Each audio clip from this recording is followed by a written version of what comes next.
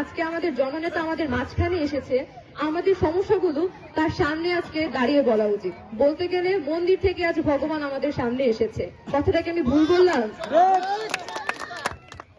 মাদক হচ্ছে এমন একটা জিনিস, সেটা শুধু একটা মানুষকে না, একটা পরিবারকে ধ্বংস করে। আমি চাই আমাদের সুষম দুর্গাপুরের যুব সমাজে যারা আছে তারা আমাদের তারুণ্যের প্রতীক। তারা যদি রাজনীতির এই অন্তরালে গিয়ে মাদক সেবন এবং মাদক ব্যবসা বন্ধ করে, তাহলেই আমাদের এই দেশ, আমাদের এই রাষ্ট্র, আমাদের এই সমাজ উন্নয়নশীল হবে, আমরা উন্নত করতে পারবো। শিক্ষা প্রতিষ্ঠানে বেশ অনেকেই আমাকে জিজ্ঞেস করেছে, বিজয় তুমি কোথায় পড়ো বা তুমি কোথায় থাকো?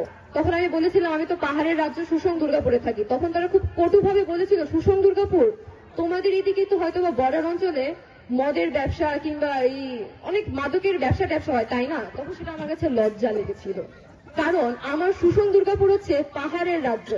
আমার সুষম দুর্গাপুরে কেন এসব মাদকের কালিমা থাকবে?